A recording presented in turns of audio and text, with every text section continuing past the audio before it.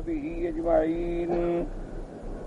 اللهم صل على سيدنا محمد وعلى آل سيدنا محمد كما صليت على إبراهيم وعلى آل إبراهيم في العالمين إنك حميد مجيد. قال الله تبارك وتعالى في كلامه المجيد: أعوذ بالله من الشيطان الرجيم. بسم الله الرحمن الرحيم. الذين آمنوا ولم يلبسوا إيمانهم بظلم أولئك لهم الأمن وهم مهتدون. وتلك حجتنا آتيناها إبراهيم على قومه نرفع درجات من نشاء إن ربك حكيم عليم. قال المؤلف والمفسر رحمه الله تعالى: أدام النفع بعلومه وعلومكم في الدارين آمين، إلى أن قال: ثم رواه أحمد عن أسود بن عامر عن عبد الحميد بن جعفر الفراء عن ثابت عن زادان عن جرير بن عبد الله فذكر نحوه، وقال في هذا ممن عمل قليلا وأجر كثيرا. اب مفسر رحمۃ اللہ علیہ اس آیت مبارک پر احادیث مبارک سے تشریح و تفسیر بیان فرماتے ہیں کہ جیسے ہم نے سابقہ حدیث میں پڑھا تھا کہ اس عرابی نے حضور پاک صلی اللہ علیہ وسلم پر ایمان کا اقرار کیا اور اسی وقت موت آ گئی. اب اس کو تو موقع ہی نہیں ملا کسی عمل کا کوئی، لیکن اللہ نے اتنا بڑا مقام عطا فرما دیا کہ اس حدیث میں آتا ہے کہ حضور نے فرمایا کہ یہ شخص ان لوگوں میں ہے ممن عمل قلیلا واجر کثیرا، کہ جس نے عمل تو بہت تھوڑا کیا لیکن اللہ کے ہاں بہت بڑا اجر لے گیا، کہ فقط اقرار کیا اور اسی وقت موت آ گئی. لیکن مفسر رحمۃ اللہ علیہ کا مقصد یہ ہے کہ یہ وہ ایمان ہے کہ خالص ایمان، کوئی شرک نہیں، اس کو تو موقع ہی نہیں. وقال ابن ابي حاتم حدثنا ابي قال حدثنا يونس بن موسى القطان قال حدثنا مهران بن ابي عمر قال حدثنا علي بن عبد الله النبي سعيد بن جبير بن عباس رضي الله تعالى عنه قال كنا مع رسول الله صلى الله عليه وسلم في مسير ساره إذ عرض له أعرابي فقال يا رسول الله صلى الله عليه وسلم والذي بعثك بالحق لقد خرجت من بلادي وتلادي ومالي لأهتدي بهداك وآخذ من قولك وما بلغت حتى مالي طعام إلا من خضر الأرض فأعرض علي فعرض على رسول الله صلى الله عليه وسلم فقبل فازدحمنا حوله فدخل خف بكره في بيت جروان فدرد الأعرابي فانكسرت عنقه. اب اس حدیث پاک میں آتا ہے کہ حضرت ابن عباس رضی اللہ تعالیٰ عنہ فرماتی ہیں کہ ہم ایک سفر میں تھے، حضور صلی اللہ علیہ وسلم کے ساتھ سفر کر رہے تھے کہ ایک اعرابی یعنی دیہات میں رہنے والا آدمی سامنے آیا اور اس نے کہا کہ حضور صلی اللہ علیہ وسلم والذی بعثک بالحق، مجھے قسم ہے اس ذات پاک کی جس نے آپ کو حق کے ساتھ بھیجا ہے، میں اپنے گھر سے، اپنے اسباب سے، اپنے مال سے، اپنے آل سے سب کو چھوڑ کے اس لیے نکلا ہوں تاکہ آپ کی ہدایت حاصل کروں، آپ پر اسلام لے آؤں اور جو آپ فرمائیں اس کو مضبوطی کے ساتھ پکڑ دوں، اور اس کے بعد میں آپ کو بتاؤں کہ میں آپ کے پاس کس حالت میں پہنچا ہوں. مالی من طعام، میرے پاس کچھ کھانے کو بھی نہیں تھا، حتیٰ کہ میں در زمین کے کچھ سبز چیزیں جو نکلتی ہیں گھاس واس ایسے کھا کھا کے میں پہنچا ہوں. فأعرض علی، حضور مجھ پر اسلام پیش فرمائیں.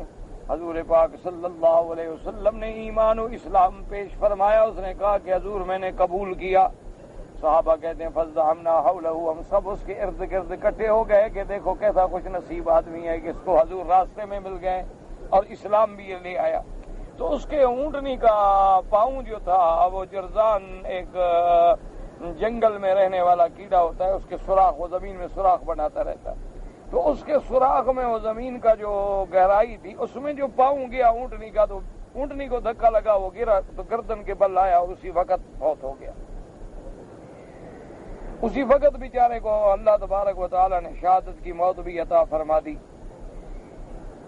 کہتے وقال رسول اللہ صلی اللہ علیہ وسلم، حضور نے فرمایا صدق والذی بعثنی بالحق، آپ نے فرمایا اس نے سچ کہا۔ یہ اعرابی جو ہے نا یہ بات کہہ رہا تھا، بالکل سچ کہہ رہا تھا، مجھے جس ذات نے بھیجا ہے خدا کی قسم ہے، بالکل یہ اپنے گھر کو، اسباب کو، مال کو چھوڑ کے اسی لیے نکلا تھا، لیہتدی بہدی ویأخذ من قولی، تاکہ یہ میرے راستے پہ چلے اور میرے اقوال کو قبول کرے۔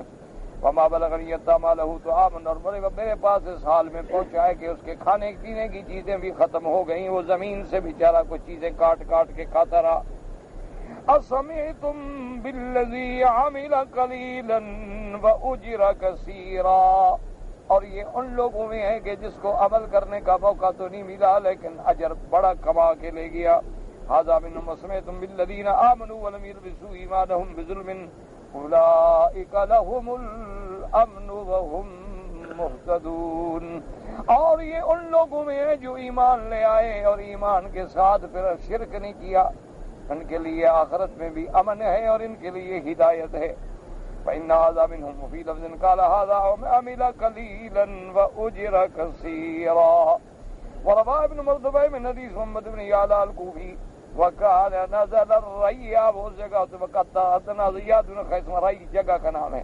النبي داود بن عبد الله بن صخبرة قال قال رسول الله صلى الله عليه وسلم أتى فشكر ومنع فصبر وظلم فاستغفر وظلم فغفر وظلم فغفر سكت، قال فقال يرسل بالو، قال اولئک لهم الامن وهم مہتدون۔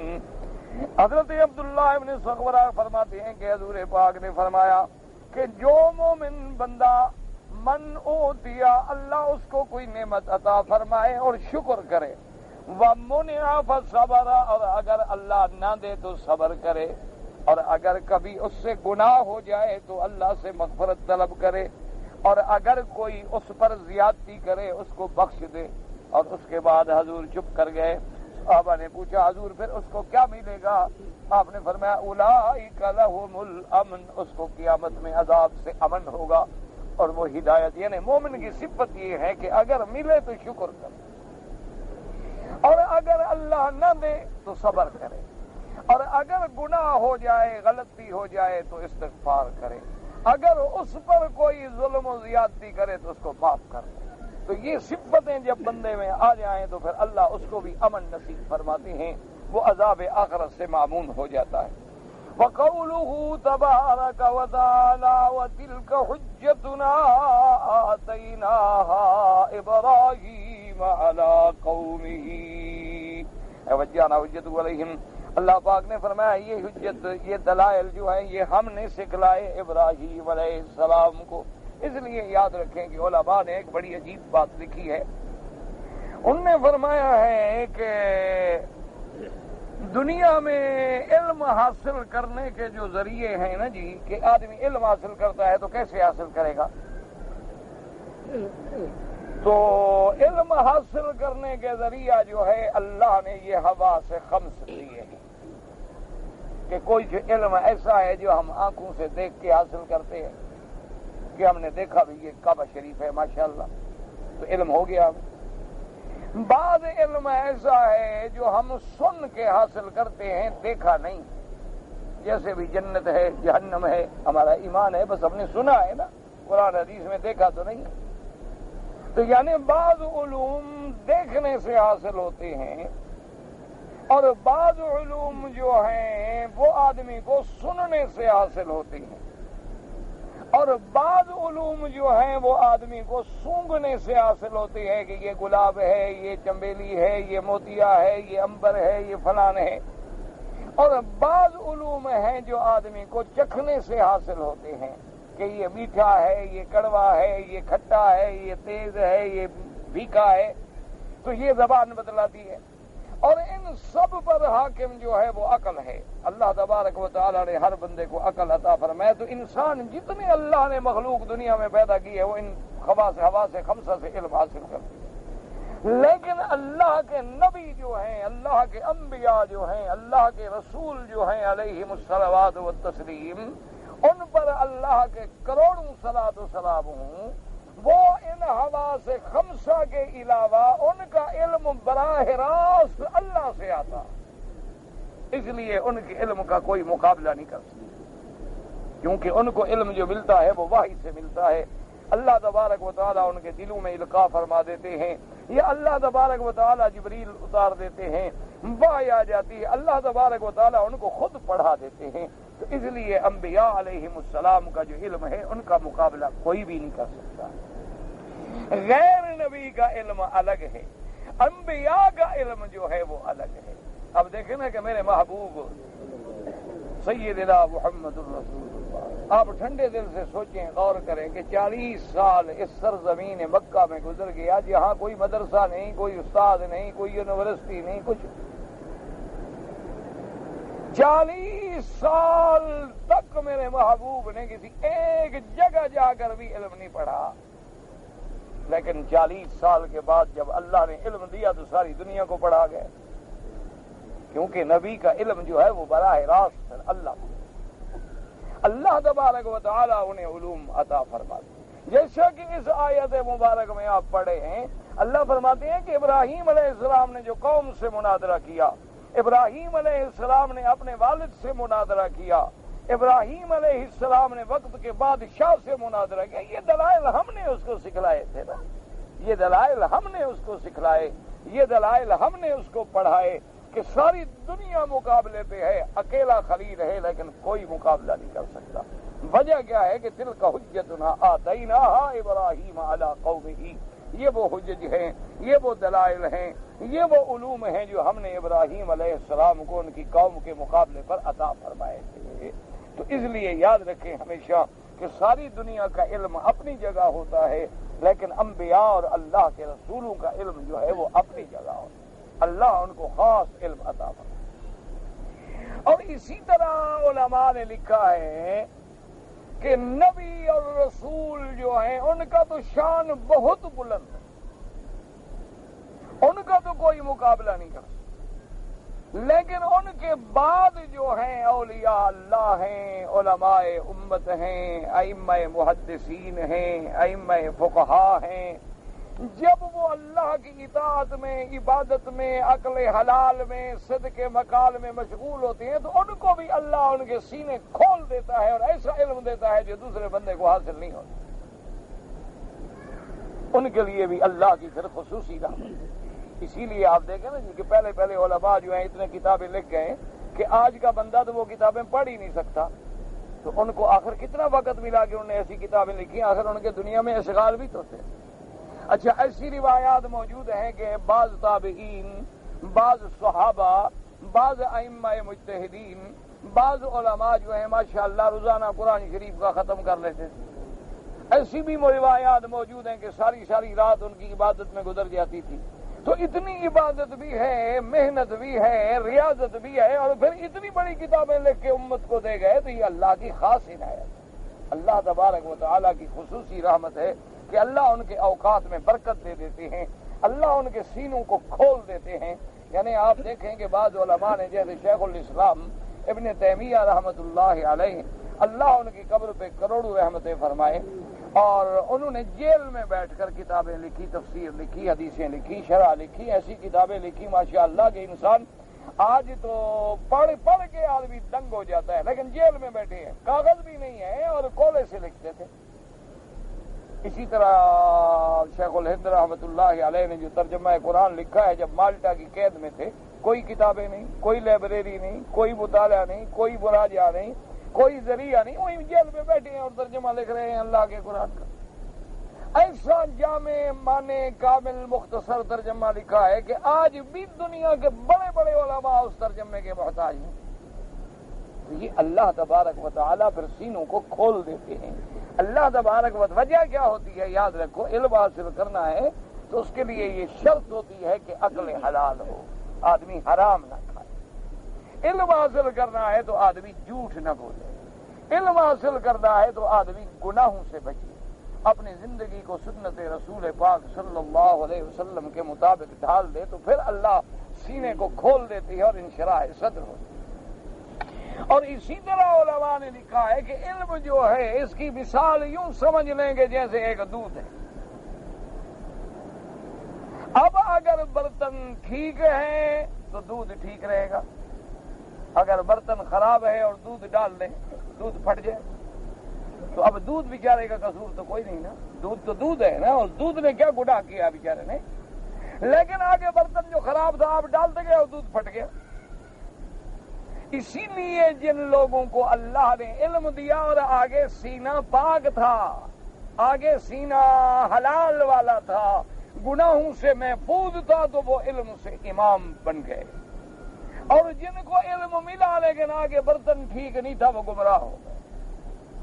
بڑے بڑے عالم، بڑے بڑے پڑھے لکھے لوگ، کوئی جہمیہ بن گیا، کوئی کرامیہ بن گیا، کوئی قدریہ بن گیا، کوئی خوارج بن گیا، کوئی نواسب بن گیا، کوئی روافظ بن گیا، بڑے بڑے اتنے بڑے بڑے عالم تھے کہ آپ سوچ نہیں سکتے، یعنی اللہ نے ان کو اتنا بڑے علم دیا تھا، اتنا بڑا علم دیا تھا کہ ان کے جب کتابیں پڑھیں تو آدمی حیران ہو جاتا ہے کہ اتنا بڑے علم کے بعد گمراہ ہو گئے، اتنے بڑے علم کے بعد بھٹک گئے، اتنے بڑے علم کے بعد پٹڑی سے اتر گئے۔ یہ جتنے دنیا میں باطل فرقے بنے ہیں، کیا خیال ہے آپ کا؟ کوئی جاہلوں نے بنائے؟ جاہل بیچارے کو تو آپ نے وضو کرنے کا پتہ نہیں تو وہ فرقہ کیا بنائے گا، جماعت کیا بنائے گا؟ اس غریب کو تو یہ بھی پتہ نہیں ہوتا نا کہ میں نے وضو کیسے کرنا ہے، نماز کیسے پڑھنی، جاہل کیا کرے گا؟ یہ جتنے دنیا میں فرقے بنے ہیں باطل، یہ دنیا میں جتنے گمراہ فرقے ہیں، یہ سب کیا ہے؟ کون لوگ تھے؟ علم تھا لیکن برتن پاک نہیں تھا۔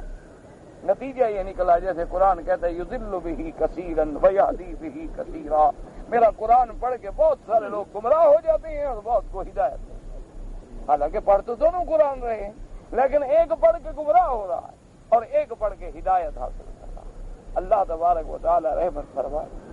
ایسے لوگ دنیا میں موجود ہیں، اللہ معاف فرمائے، کہ بڑا علم ہے، اس کے باوجود جناب بیٹھے بیٹھے حدیث کا انکار کر دیا، منکر حدیث بن گئے۔ حالانکہ ان کی کتابیں پڑھیں تو آپ حیران ہو جائیں کہ کتنا علم ہے، کتنا دلائل ہیں، کتنا قلم میں زور ہے، لیکن حضور کی حدیث کا انکار کرتے۔ اچھا ایسے لوگ بھی ہیں نعوذ باللہ جن نے کہا کہ قرآن شریف جو ہے نا، خود قرآن شریف ایک خاص ماحول میں اترا تھا، بس وہ زمانہ ختم ہو گیا، اب کیا ہو سکتا ہے؟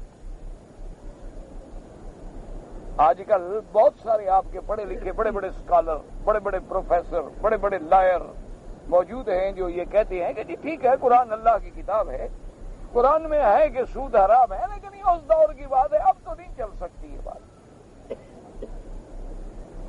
انکار کر کے وہ کہتی ہیں جی ٹھیک ہے حضور کے زمانے میں رجم ہوئی کہ جو عورت مرد شادی شدہ زنا کرے تو اس کو پتھر مار مار کے مار دو، کہ وہ وحشی دور تھا، جاہلیت کا زمانہ تھا، لوگ پڑھے ہوئے نہیں تھے، متمدن نہیں تھے، اور اس لیے ان کو ایسی سخت سزائیں دی جاتی تھیں۔ آج کے دور میں یہ سزائیں دینا تو وحشی سزائیں ہیں، یہ تو ظالمانہ سزائیں ہیں۔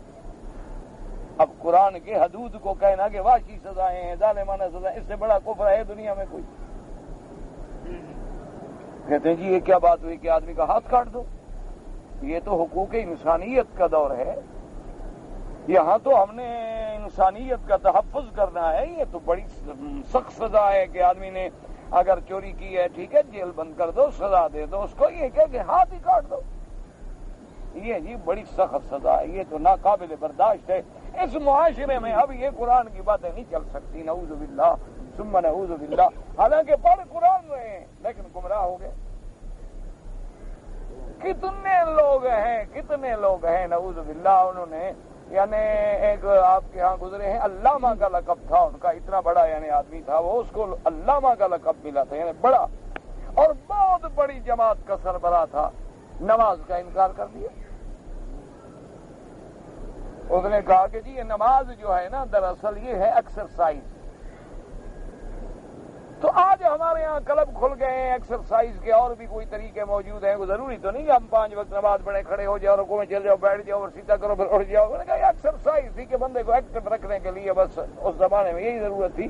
اب تو ہمارے پاس سوئمنگ پول ہیں اور چیزیں ہیں، کئی مسائل ہیں، کیا ضرورت ہے خام خواہ اونچے نیچے ہوتے رہے ہم، کیا ضرورت ہے نماز کا انکار. انا للہ و انا الیہ راجعون. تو یہ سارے جھگڑے کیوں ہوتے ہیں قادیانی؟ اب دیکھیں بڑے بڑے پی ایچ ڈی، بڑے بڑے ڈبل ایم اے، بڑے بڑے پڑھاکو لوگ، اقتصادیات کے بڑے چوٹی کے ماہر قادیانی، بڑے بڑے سائنسدان، اتنا عقل ہے کہ اٹامک پہ کام کر رہے ہیں، لیکن ہے قادیانی. قادیانی مرزا کو نبی مانتا ہے. وجہ کیا ہے؟ وجہ یہی ہے، یاد رکھو کہ علم ایک نور ہے، علم جو ہے ایک دودھ ہے، علم جو ہے ایک نعمت ہے. آگے برتن صحیح ہے تو دودھ صحیح رہے گا، اگر آگے برتن ہی خراب ہے تو پھر وہ پھٹ جائے گا. اسی لیے جیسے وہ ایک فارسی کی ایک مثل مشہور ہے، اللہ جانے کس نے کہی ہے، تو بعض تو کہتے ہیں حضرت سعدی رحمۃ اللہ علیہ نے فرمائی ہے، اور بعض کہتے ہیں کہ نہیں، ان کے نام پر کسی ان کے شاگرد کا قول ہے کہ سعدیہ شیرازیہ سب کے مدح کمزات را، کمزات چوں ملا شود گلا کند استاذ را. انہوں نے کہا کہ بھئی تم سعدی ہو یا شیرازی ہو، کسی کم اصل کو علم نہ پڑھانا. یہ جب مولوی بن جائے گا تو سب سے پہلے استاد کے مقابلہ شروع کرے گا، کیونکہ اس میں اصل تو ہے نہیں.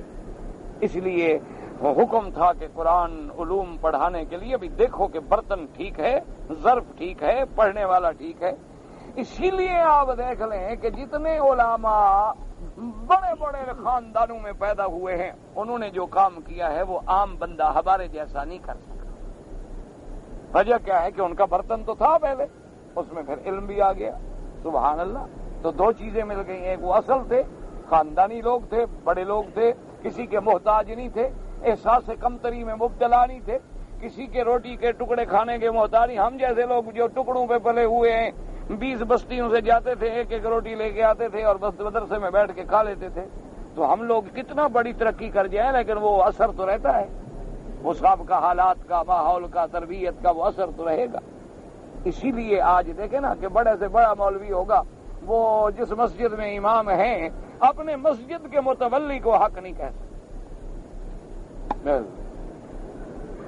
آپ جا کے تجربہ کر لیں، اس کو پتا ہے کہ میری مسجد کا متولی جو ہے انچارج ہے، بنانے والا داڑھی مڈاتا ہے، نماز نہیں پڑھتا، شرابی ہے، جواری ہے، سود کھاتا ہے، سب کچھ، اس کو کبھی نہیں بات کرے، بلکہ لوگوں سے کہے گا جی سبحان اللہ ماشاءاللہ جی سیٹھ صاحب بڑے اللہ والے ہیں جی ماشاءاللہ. دیکھا نہیں حضرت کیسی مسجد بنائی ہے، سبحان اللہ. وہ حرام کے پیسوں سے مسجد بنائی ہے، کوئی ثواب ہوگا؟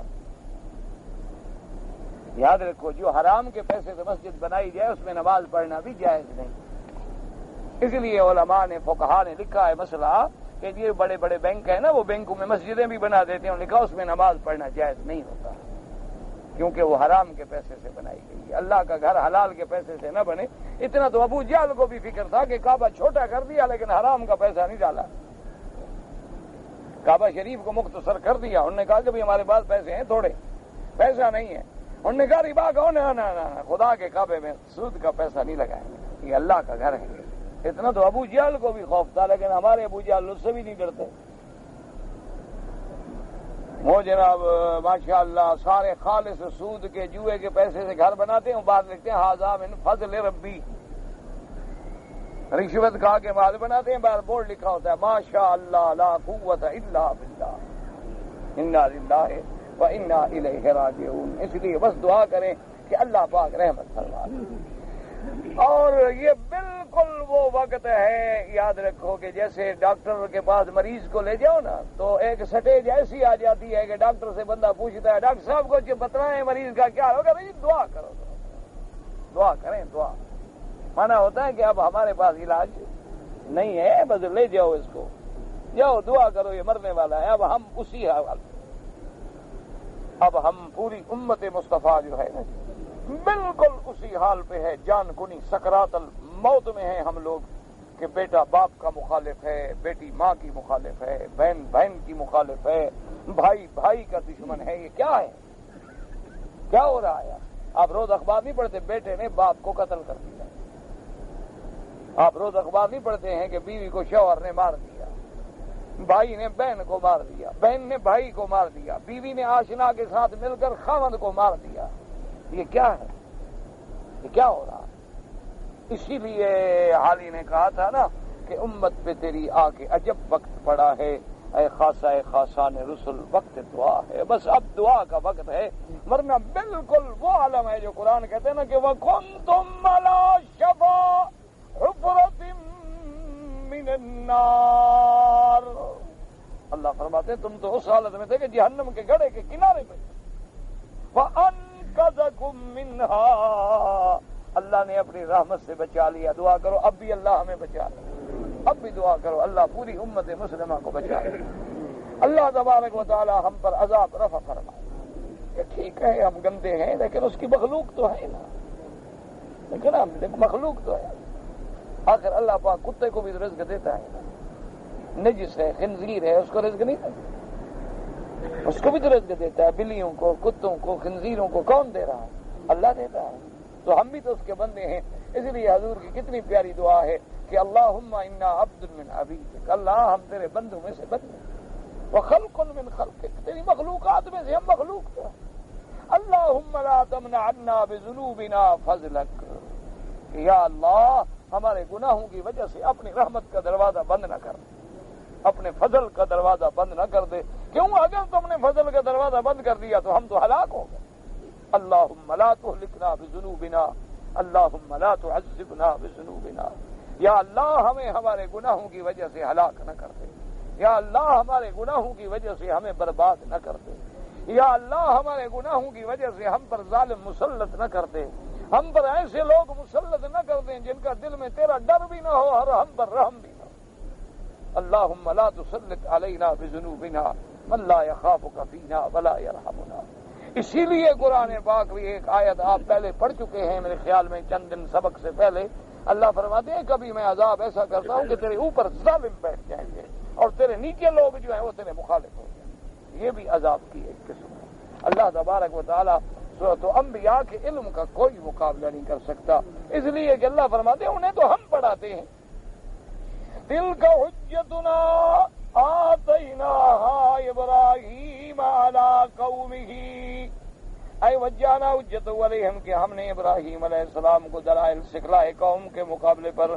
قال مجاہد وغیرہ یعنی بذالک قولہ تبارک و تعالیٰ کہ پھر ابراہیم علیہ السلام نے ان کو چیلنج کیا، وَكَيْفَ أَخَافُ مَا أَشْرَكْتُمْ وَلَا تَخَافُونَ أَنَّكُمْ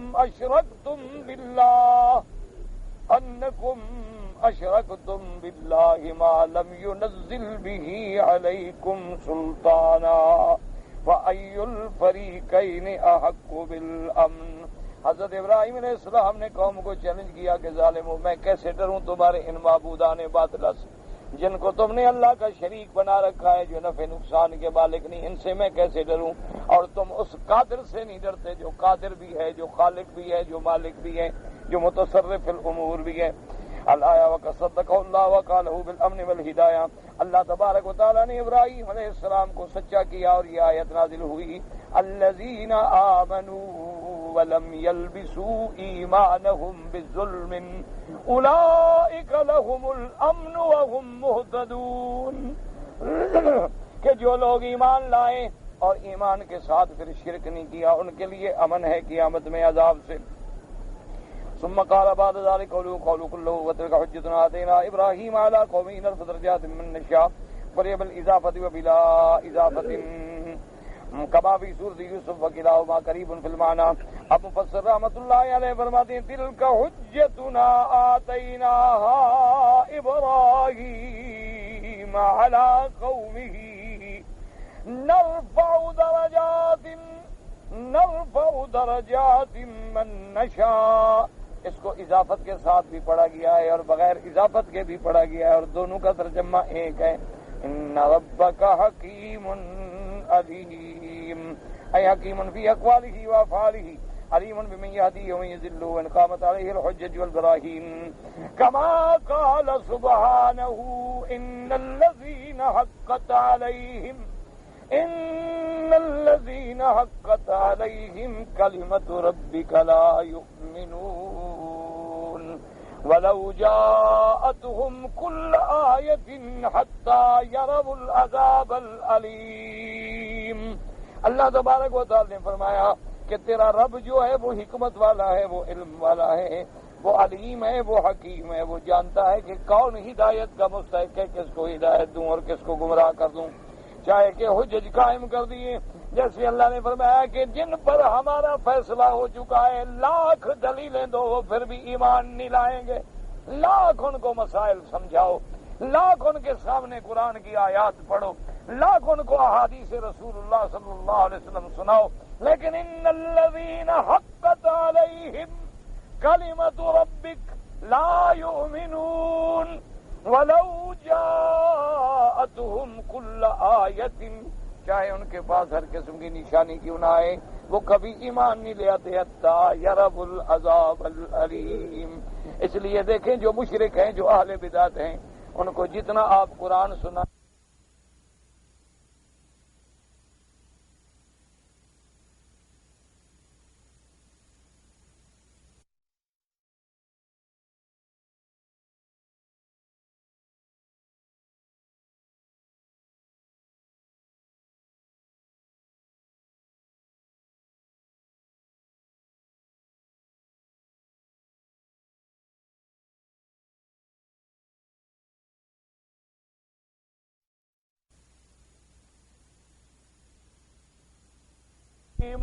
اگر ہم نے کسی کو ہدایت دی تو یہ بھی اللہ چونکہ علیم ہے، علم محیط کے مالک ہیں، وہ جانتے ہیں کہ کون ہدایت کے مستحق ہے اور کون ہدایت کے مستحق نہیں ہے. اب اگلی آیات میں اللہ فرماتے ہیں کہ ابراہیم علیہ السلام نے ہمارے لیے قربانی دی تو پھر دیکھو ہم نے انعام کیسا دیا. وَوَهَبْنَا لَهُ إِسْحَاقَ وَيَعْقُوبَ كُلًّا هَدَيْنَا وَنُوحًا هَدَيْنَا مِن قَبْلُ وَمِن ذُرِّيَّتِهِ دَاوُودَ وَسُلَيْمَانَ وَأَيُّوبَ وَيُوسُفَ وَمُوسَى وَهَارُونَ وَكَذَلِكَ نَجْزِي الْمُحْسِنِينَ. اللہ فرماتے ہیں کہ پھر ہم نے ان کو عطا فرمایا حضرت اسحاق، حضرت یعقوب. اب دیکھیں یعنی والدین، ذریت، اخوان سب اللہ نے نبوت کے لیے چن لیے. وَزَكَرِيَّا وَيَحْيَا وَعِيسَىٰ وَإِلْيَاسَ كُلٌّ مِّنَ الصَّالِحِينَ وَإِسْمَاعِيلَ وَالْيَسَعَ وَيُونُسَ وَلُوطًا وَكُلًّا فَضَّلْنَا عَلَى الْعَالَمِينَ. اللہ نے فرمایا ابراہیم خلیل اللہ تو نے میری توحید کی خاطر اپنا باپ چھوڑا، چاچا چھوڑا، اپنی قوم کو چھوڑا، برادری کو چھوڑا، وطن کو چھوڑا. پھر ہم نے تمہیں وطن کیسا دیا؟ شام، بیت المقدس. اور تمہاری خاندان کا مرکز کیا بنایا؟ کعبۃ اللہ. اور تمہیں مجاور بنا دیا اور بانی بنا دیا اپنے کعبۃ اللہ کا. اور پھر ہم نے تیرے خاندان میں سب نبوت عطا فرما دی. اس میں تسلی ہے میرے مدنی محبوب کے لیے صلی اللہ علیہ وسلم کہ محمد مصطفیٰ آپ بھی غم نہ کریں. اللہ کی توحید کے لیے اگر آپ کے رشتہ دار چھوڑ گئے، قریش چھوڑ گئے، یہ ایمان نہ لے، آپ غم نہ کریں. ان کے بدلے میں ہم صدیق و عمر دیں گے آپ کو، ان کے بدلے میں ہم آپ کو عثمان و علی دیں گے، ان کے بدلے میں ہم آپ کو مہاجرین و انصار دیں گے، ان کے بدلے میں ہم آپ کو ایسے صحابہ دیں گے جن کی مثال چاند اور تاروں کی طرح کہ جو خود بھی ہدایت پہ ہے اور اتباع رسول پاک میں 24 گھنٹے اپنی جانیں قربان کرتے ہیں. فرمایا وَمِنْ آبَائِهِمْ وَذُرِّيَّاتِهِمْ وَإِخْوَانِهِمْ وَاجْتَبَيْنَاهُمْ وَهَدَيْنَاهُمْ إِلَى صِرَاطٍ مُسْتَقِيمٍ ذَلِكَ هُدَى اللَّهِ يَهْدِي بِهِ مَن يَشَاءُ مِنْ عِبَادِهِ وَلَوْ أَشْرَكُوا لَحَبِطَ عَنْهُمْ مَا كَانُوا يَعْمَلُونَ أُولَئِكَ الَّذِينَ آتَيْنَاهُمُ الْكِتَابَ وَالْحُكْمَ وَالنُّبُوَّةَ فَإِنْ يَكْفُرْ بِهَا هَؤُلَاءِ فَقَدْ وَكَّلْنَا بِهَا قَوْمًا لَيْسُوا بِهَا بِكَافِرِينَ أُولَئِكَ الَّذِينَ هَدَى اللَّهُ فَبِهُدَاهُ مُقْتَدِهِ قل لا اسألكم علیہ اجرا ان هو الا ذکرى للعالمین. قال المؤلف رحمه الله تعالى ذكر تعالى أنه وهب لإبراهيم إسحاق بعد أن كان في السن وعيسى وامرأته سعد من البلد جاءت الملائكة ظاهروا إلى قوم لوط وبشروهما بإسحاق وتعجبت البلد من ذلك. اللہ تبارک و تعالی یاد دلاتی ہیں کہ ابراہیم ہم نے تم پہ کیسا احسان کیا جب تم اس عمر میں پہنچ گئے کہ اولاد ہونے کے اسباب ظاہری بھی ختم ہو گئے تو ہم نے اس وقت تمہیں بیٹا عطا فرمایا. اور بیٹا بھی کون؟ نبی عطا فرمایا، پھر جس کی ذریت میں بھی نبی رکھے. جبکہ آپ بھی اور آپ کی بیوی سارا بھی مایوس ہو چکے تھے، بڑھاپے میں پہنچ چکے تھے کہ اب اسباب ظاہری اولاد کے نہیں ہیں. فجاءته الملائکہ، اللہ نے فرشتے بھیجے. وهم ذاهبون الى قوم لوط، وہ فرشتے جن کو اللہ نے قوم لوط کے لیے بھیجا تھا. فبشروهما بإسحاق فتعجبت المرأة من ذلك. ان فرشتوں نے آ کے جب ابراہیم علیہ السلام کو مبارک دی، خوشخبری دی کہ اللہ آپ کو بیٹا دیں گے، تو بیوی کھڑی حیران ہو گئی کہ اب بیٹا ملے گا اس عمر میں. وقالت یا ویلتا أألد أنا عجوز وهذا بالي شيخا ان هذا لشيء عجیب. بی بی کہنے لگی کہ ہائے یہ عجیب بات ہے کہ میں بوڑھی ہو گئی، میرا خامند بھی بوڑھا ہو گیا، اب ہم دونوں بوڑھے ہو گئے ہیں تو اب ہمیں بچہ ہوگا. عجیب، اب میں بچہ جینوں گی. قالوا اتعجبین من امر اللہ رحمت اللہ وبرکاتہ علیکم اہل البیت انہ حمید مجید. فرشتوں نے کہا کہ بی بی تم اللہ کے امر سے، اللہ کے حکم سے تعجب کرے. عجیب بات ہے بھائی، اللہ جب دینا چاہیں تو جوانی میں بھی تو اللہ دیتے ہیں نا، وہ چاہیں تو بڑھاپے میں بھی دے دیں اور چاہیں تو جوانی میں بھی نہ دے. کتنے جوڑے ہیں جوان ہیں، خوبصورت ہیں، صحت مند ہیں، اولاد نہیں. کتنے لوگ ہیں ٹی بی کے بیمار ہیں اور 10 بچے ہیں، اولاد ہے ماشاءاللہ ختم ہونے میں بھی نہیں آتی. یہ اللہ کا نظام ہے. بی بی عجیب بات، اللہ کی رحمت ہو تم پر. رحمت اللہ وبرکاتہ علیکم اہل البیت. تو یہاں سے ایک مسئلہ بھی سمجھ لیں. جیسے بعض لوگوں نے یہ بنایا ہوا ہے نا کہ اہل بیت سے مراد جو ہیں فقط حضور کی بیٹی ہے اور حضور کے نواسے ہیں، حضرت بی بی فاطمہ الزہرا، حضرت حسن، حضرت حسین، لیکن حضور کی بیویاں اہل بیت میں شامل نہیں. تو یہ غلط فہمی ہے. اہل بیت تو اصل ہوتی ہی بیوی ہے. اب دیکھیں نا کہ یہاں ابراہیم علیہ السلام کے ساتھ صرف بیوی کھڑی ہے اور تو کوئی نہیں، نہ اولاد ہے نہ بچہ ہے، کوئی نہیں، صرف ایک ابراہیم ہے اور ایک بیوی ہے. تو فرشتے کیا کہہ رہے ہیں؟ رحمت اللہ وبرکاتہ علیکم اہل البیت، کیونکہ ابراہیم علیہ السلام کا اصل اہل البیت تو بیوی ہے. اسی لیے ہمیشہ یاد رکھیں یہ بلا وجہ ایک تعصب ہے، ایک جھگڑا ہے. اللہ ہدایت عطا فرمائے. ورنہ جو صحیح بات ہے حضور کی بیویاں جو ہیں وہ بھی اہل بیت ہیں، ازواج مطہرات بھی اہل بیت ہیں، حضور کی اولاد بھی اہل بیت ہے. حضرت حسن و حسین بی بی فاطمہ، حضرت علی بھی اہل بیت ہیں. ہمارے لیے دونوں آنکھوں کا نور ہیں اور ہمارے سر کا تاج ہیں. اللہ تبارک و تعالی ہمیں دونوں سے محبت اور اتباع کرنے کی توفیق عطا فرمائے. یاد رکھیں یہ نہیں کہ اہل بیت میں بیوی شامل نہیں تو پھر اہل بیت ہے کون؟ اصل تو اہل بیت میں سب سے پہلے تو بیوی ہوتی.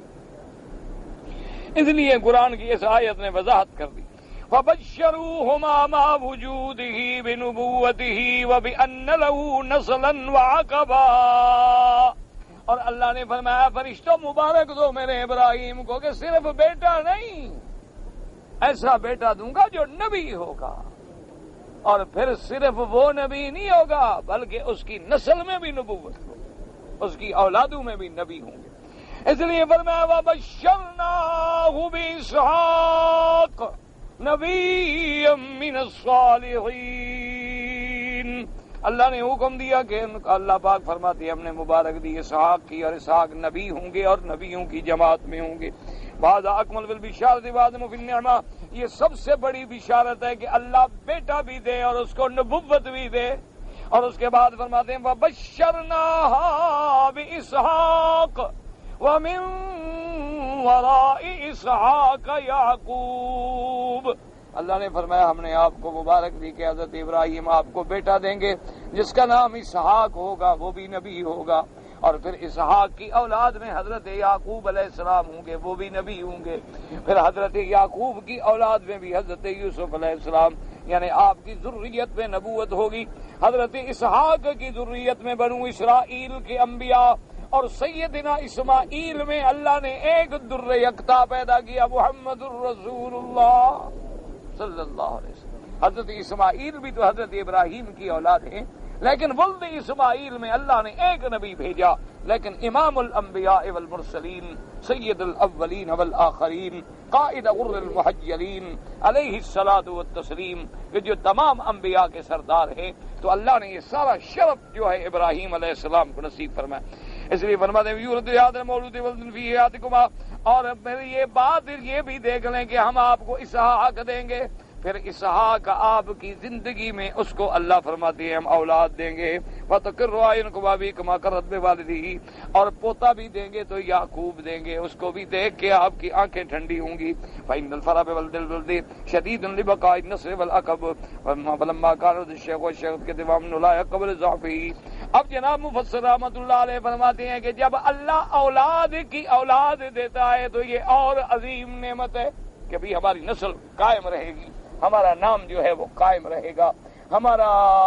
اس لیے بعض ہمارے استاد مثال دیتے تھے کہ دیکھو نا آدمی کا بیٹا ہوتا ہے بڑا پیارا ہوتا ہے، لیکن جب اللہ بیٹے کی اولاد دیتے ہیں تو وہ اولاد بیٹے سے بھی پیاری ہو جاتی ہے، پھر ہر وقت وہ دادی دادا پکڑ رہے ہیں، باپ پوچھتا ہی نہیں بچوں کو، اور دادی دادا پاگلوں کی طرح پیچھے پھر رہے ہیں اس کے۔ تو انہوں نے کہا اس کی وجہ یہ ہوتی ہے کہ آدمی کو اصل سے زیادہ نفع پیارا لگتا ہے، کہ آپ جب پیسہ ڈالتے ہیں نا دکان میں 1 لاکھ ریال، 1 لاکھ سے آپ نے کاروبار شروع کیا، جو 20,000 نفع کا ملے گا اس کا آپ زیادہ جی بڑا نفع، ماشاء اللہ اس دفعہ بڑا نفع آیا، اس دفعہ جی ہم نے وہ نفع یاد رہتا ہے، اصل یاد ہی نہیں رہتی ہے۔ تو اولاد جو ہے وہ اللہ نے گویا کہ نفع عطا فرمایا، کہ پہلے تمہارا 1 بیٹا تھا، پھر اللہ نے 2 دے دیے، پھر 4 دے دیے، پھر 10 دے دیے۔ تو اس لیے اللہ نے فرمایا کہ صرف ہم آپ کو بیٹا نہیں دیں گے، بیٹا بھی دیں گے، اس کو نبی بھی بنائیں گے، اس کو بھی بیٹا دیں گے، وہ بھی نبی بنے گا، اور دیں گے بھی تمہاری زندگی میں، تاکہ تم اپنی اولاد سے اور اولاد کی اولاد سے بھی آنکھیں ٹھنڈی کر لو۔ دعا کرو اللہ سب کی اولادوں کو آنکھوں کی ٹھنڈک بنائے، اللہ تبارک و تعالی سب مسلمانوں کی اولادوں کو قرۃ عین بنائے، جو نافرمان ہیں اللہ ان کو فرما بردار بنائے، جو بھٹکے ہوئے ہیں اللہ ان کو ہدایت نصیب فرمائے، اور جو ہدایت پہ ہیں اللہ ان کو ثابت قدم رکھے۔ دعا کیا کریں، دعا کے علاوہ اب کوئی نہیں ہوتا۔ وقاتل بشاد بھی ولدی بسم یعقوب الذی فی اشتقاق العقب والذریۃ، اور اللہ نے فرمایا نام بھی کیا ہوگا یعقوب، یعقوب عقب سے ہے، یعنی اس کے بعد بھی آگے اولادیں آنے والی، اور پھر اللہ نے یعقوب کو کیسا بیٹا دیا یوسف، کہ ساری دنیا میں اللہ نے جو حسن و جمال بھیجا ہے اس کو تقسیم کرو تو آدھا ساری دنیا کو ملا، آدھا صرف یوسف کو ملا۔ تو اب اندازہ کر سکتے ہیں کہ یوسف کا جمال کیا ہوگا، کہ اللہ نے جو حسن و جمال پیدا فرمایا ہے تو آدھا ساری مخلوق کو ملا، اور آدھا جو ہے وہ حضرت یوسف۔ اسی لیے حضرت یوسف علیہ السلام کے بارے میں آتا ہے کہ بیٹھتے تھے تو کپڑا ڈال دیتے تاکہ کوئی جمال کا نظارہ کر کے برداشت نہیں کر سکے، ایسا اللہ نے ان کو جمال اور کمال عطا فرمایا۔ وَكَانَ هَذَا مُجَازَةٌ لِإِبْرَاهِيمَ عَلَيْهِ السَّلَامُ حِينَ اعْتَزَلَ قَوْمَهُ وَتَرَكَهُمْ وَنَزَحَ عَنْهُمْ وَهَاجَرَ مِنْ بِلَادِهِمْ ذَاهِبًا إِلَى عِبَادَةِ اللَّهِ فِي الْأَرْضِ فَعَوَّزَهُ اللَّهُ عَزَّ وَجَلَّ عَنْ قَوْمِهِ وَعَشِيرَتِهِ بِأَوْلَادٍ صَالِحِينَ مِنْ صُلْبِهِ عَلَى دِينِهِ لِتُقَرَّ بِهِمْ عَيْنَهُ كَمَا قَالَ تَبَارَكَ وَتَعَالَى۔ اب مفسر رحمۃ اللہ علیہ فرماتے ہیں کہ اللہ نے بدلہ دیا ابراہیم علیہ السلام کو، کہ جب ابراہیم علیہ السلام نے اپنی قوم چھوڑ دی، اپنی قوم سے دور ہو گئے، ملک سے ہجرت کر کے چلے گئے، تو اللہ نے اپنی قوم اور قبیلے کے بدلے میں اس کو ایسی اولاد عطا فرمائی کہ جن کے صلب میں بھی نبوت تھی، جو خود بھی نبی تھے، اور تاکہ حضرت ابراہیم کی آنکھیں ٹھنڈی ہو سکیں۔ تو اللہ کی توحید کے لیے جو بندے قومیں چھوڑتے ہیں، برادری چھوڑتے ہیں، گھر چھوڑتے ہیں، پھر اللہ ان کو بدلہ دیتے ہیں۔ اس لیے فرمایا فَلَمَّا اعْتَزَلَهُمْ وَمَا يَعْبُدُونَ مِن دُونِ اللَّهِ وَهَبْنَا لَهُ إِسْحَاقَ وَيَعْقُوبَ وَكُلًّا جَعَلْنَا نَبِيًّا۔ وقال ها هنا ووهبنا له اسحاق ويعقوب كلا هدينا. اللہ تبارک و تعالیٰ فرماتے ہیں فلما اعتزلهم، جب ابراہیم علیہ السلام ان سے الگ ہو گئے، ان کو چھوڑ دیا، تو ہم نے پھر ان کو اسحاق دیا، ہم نے یعقوب دیا، ہم نے ان کو نبی بنایا. جیسے اللہ فرماتے ہیں اس آیت مبارک میں کہ ہم نے آپ کو اسحاق عطا فرمایا، یعقوب عطا فرمایا، اور ان کو بھی ہدایت یعنی نبوت دی. وقوله تبارک وتعالی ونوحا هدینا من قبل اے من قبل هدیناه كما هدیناه ووهبنا له ذریة صالحة وكل منهما له خصوصیة عظیمة. اللہ فرماتے ہیں کہ آپ سے پہلے حضرت نوح علیہ السلام، ان کو بھی ہم نے اپنی ہدایت کے لیے، نبوت کے لیے چن لیا تھا. ہم نے ان کو بھی ذریت صالحہ عطا فرمائی. کیونکہ جتنے پیغمبر ہیں پھر وہ اولاد نوح علیہ السلام میں سب سے اول آدم علیہ السلام، آدم کے بعد پھر نوح علیہ السلام. نوح علیہ السلام کے طوفان میں جب ساری قومیں ہلاک ہو گئیں تو آپ کے 3 بچے بچے، حام، سام، یافس. پھر ساری دنیا میں ان 3 میں سے اولاد گئی، تو پھر سارے گویا ذریت نوح علیہ السلام میں آ گئے. فرماتے ہیں اما نوح علیہ السلام ان اللہ تعالی لما اغرق الارض الا من امن به وهم الذين صعبوا في السفينه جعل الله ذريتهم الباقين والناس كل من ذريته واما الخليل ابراهيم عليه السلام بسم الله جل بعده نبيا الا من ذريته كما قال تعالى وجعلنا في ذريته النبوة والكتاب. مفسر رحمۃ اللہ علیہ فرماتے ہیں کہ جیسے حضرت نوح علیہ السلام اللہ تبارک و تعالیٰ نے اس وقت جو لوگ زمین پہ تھے ان کو جب غرق کر دیا، ما سوا ان لوگوں کے جو حضرت نوح علیہ السلام کے ساتھ کشتی میں تھے، اور کوئی نہ بچا، سب غرق ہو گئے، صرف وہ ایمان والے لوگ بچے. پھر ان کی ذریت کو اللہ نے قیامت تک باقی رکھا. پھر تمام دنیا جو ہے وہ ذریت نوح علیہ السلام ہے. اسی طرح اللہ تبارک و تعالیٰ نے حضرت ابراہیم الخلیل علیہ السلام کے بعد کوئی پیغمبر، کوئی نبی نہیں بھیجا مگر وہ ذریت ابراہیم علیہ السلام میں سے تھے. تو اللہ تبارک و تعالی نے دونوں کو یعنی مقام بخشا ہے. نوح علیہ السلام کو اپنا مقام بخشا اور ابراہیم علیہ السلام کو اپنا مقام بخشا. یعنی نوح علیہ السلام کی ذریت میں بھی انبیاء آئے، اور پھر ابراہیم علیہ السلام کے بعد اللہ نے دنیا میں کوئی نبی نہیں بھیجا مگر ذریت ابراہیم علیہ السلام سے. تو یہ شرف جو ہے سیدنا ابراہیم کو ملا ہے. اللہ تبارک و تعالی تمام انبیاء پہ کروڑوں صلاۃ و سلام نازل فرمائے.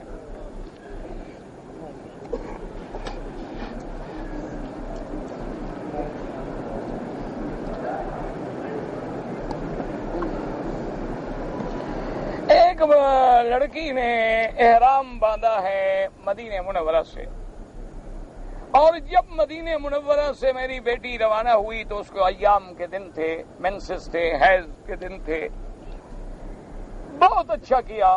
عورت اگر حیض کی حالت میں بھی ہو، یاد رکھو عورت ہے، حیض ہے، جب میقات پہ آ جائے تو غسل کرے اور نیت کرے، لبیک پڑھے، نماز نہ پڑھے. اسی طرح آپ ان کو احرام کی نیت کر کے وہ آ گئے، بالکل ٹھیک ہے. اب اپنے کمرے میں، ہوٹل میں، مکان میں رہیں، جس وقت بھی پاک ہو جائیں تو غسل کر کے فوراً طواف صفا دوڑ کے بال کٹائیں، عمرہ مکمل ہو گیا، ان کے عمرے میں کوئی حرج نہیں. لیکن جب تک عورت پاک نہ ہو، نہ مسجد میں آ سکتی ہے اور نہ نماز پڑھ سکتی ہے. جب مسجد میں نہیں آ سکتی، کھلی بات ہے کہ طواف بھی نہیں کر سکتی، اور جب تک طواف نہ کرے صفا مروہ بھی نہیں دوڑ سکتی. تو اب ان کے لیے مسئلہ یہ ہے کہ وہ اپنے مکان میں رہیں، اور جب ان کے دن مکمل ہو جائیں، وہ پاک ہو جائے، غسل کر لے، اور غسل میں احتیاط کرے، خوشبو والا صابن استعمال نہ کرے، اور ایسے انداز میں کہ زیادہ بال بھی نہ ٹوٹیں. بس غسل کرنا ہے پاکی کے لیے تو سادہ پانی سے، سادہ بغیر خوشبو والے صابن سے غسل کر کے، کپڑے پہن کے، طواف کر کے، صفا دوڑ کے، بال کٹائے، عمرے سے فارغ ہو گئے. اور بالکل جب تک وہ پاک نہیں ہوں گی وہ احرام میں ہیں، احرام کی پابندیاں رہیں گی. خوشبو نہ لگائیں، ناخن نہ کاٹیں، بالوں میں ایسے بلا وجہ کنگھی نہ کریں کہ بال ٹوٹیں. خامد ساتھ ہے تو اس کے ساتھ بھی ایسا کوئی بے تکلفی کا عمل نہ کرے چونکہ احرام میں ہے.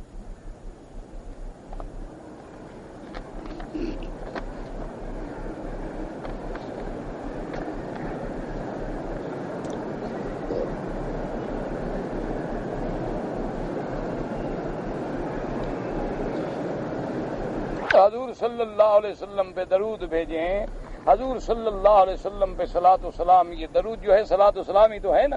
اللہم صلی علی سیدنا محمد وعلی آل سیدنا محمد وبارک وسلم. تو یہ اس میں صلاۃ بھی ہے، سلام بھی ہے. بالکل آپ درود بھیجیں، حضور صلی اللہ علیہ وسلم کے لیے اعمال صالحہ کریں، قربانی کریں، نوافل جو بھی چاہیں. بالکل جتنا کریں گے اتنا حضور کی محبت اور قرب نصیب ہوگا.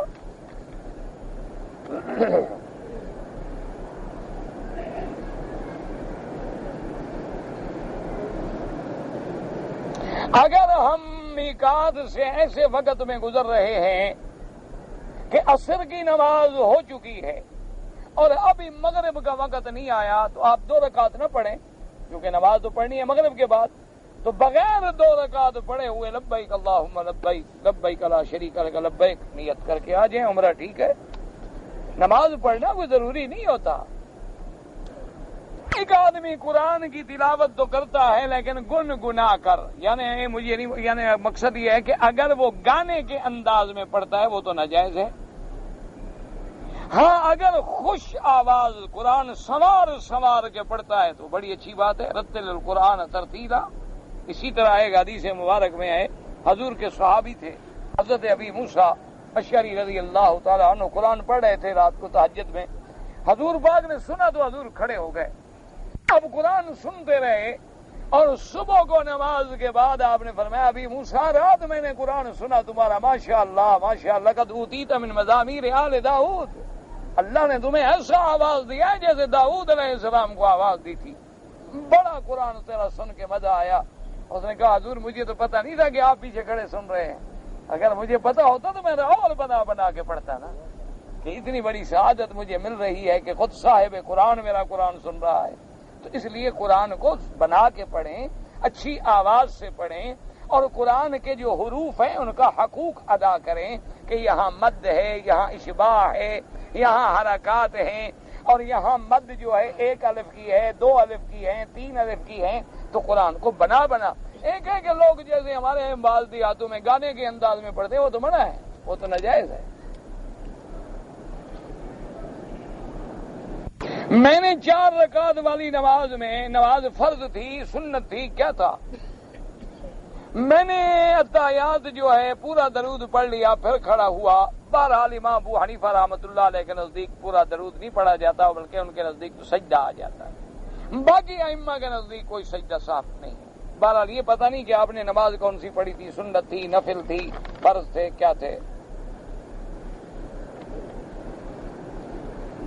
ہم نے اپنا گھر بنایا ہے اور ہم اس گھر میں دوستوں کو دعوت دینا چاہتے ہیں. جیسے خوشی ہوتی ہے کہ بھی ہم نے گھر بنایا ہے تو دوست آئیں گے، دعوت کھائیں گے، تعارف ہوگا، جگہ دیکھیں گے. کوئی ایسا مسئلہ نہیں، کوئی بات نہیں. بدعت وہ ہوتی ہے جو دین کے بارے میں نیا کام گھڑا جائے. یہ تو خوشی ہے، آدمی نے ایک گھر بنایا اپنی خوشی کے لیے، دوستوں کو دعوت دیتا ہے، تو یہ کوئی بات نہیں ہے، آپ دے سکتے ہیں. لیکن آپ بھی یہ خیال کریں کہ غرور نہ ہو، فخر نہ ہو، ریا نہ ہو، دکھلاوا نہ ہو کہ لوگ دیکھیں گے میں بڑا آدمی ہوں، میں نے بڑا گھر بنایا ہے. یہ بات نہ ہو. مقصد یہ ہو کہ ٹھیک ہے دوست ہیں، خوش ہو جائیں، میں نے گھر بنایا ہے، میرے گھر میں آئیں گے، خوشی ہوگی. اور دوسرا پھر ان کو میرا گھر ڈھونڈنے میں بھی پریشانی نہیں ہوگی نا، ایک ہی دفعہ سب دوست دیکھ لیں گے نا کہ میرا گھر یہ ہے. تو اس حد سے کوئی حرج نہیں، لیکن ریا نہ ہو. بعض لوگ ہوتے ہیں نا، ہمارے علاقے میں ایک مخدوم صاحب تھے تو انہوں نے ایک گھر بنایا، بڑی کوٹھی بنائی، پیسے والے لوگ، اور پھر جناب علاقے کے تمام ذمہ داروں کو دعوت دی اور بڑے بڑے سرداروں کو دعوت دی کہ جی آ کے دیکھیں کہ میں نے کیسی کوٹھی بنائی. ہمارے ایک بلوچ سردار تھے، بوڑھے آدمی تھے، بہت بوڑھے ہو گئے تھے، لیکن بہت بڑی برادری کے سردار تھے. وہ بھی آئے دعوت پہ. اب جناب وہ سب کو کھانا وانا کھلا کے، گھر پھرا کے، ایک ایک کمرہ دکھایا، ایک ایک چیز دکھائی، کیسی لکڑی لگائی، کیسے قالین بچھائے، کیسا میں نے یہ کیا، کیسا میں نے یہ کیا، کیسا میں نے یہ کیا. تو اب جناب سب جب آگے باہر لان میں بیٹھے اور چائے وائے سرو ہو رہی تھی تو سب نے کہا سبحان اللہ، مخدوم صاحب مبارک ہو، ماشاءاللہ ایسی کوٹھی تو اس علاقے میں کسی نے بھی نہیں بنائی.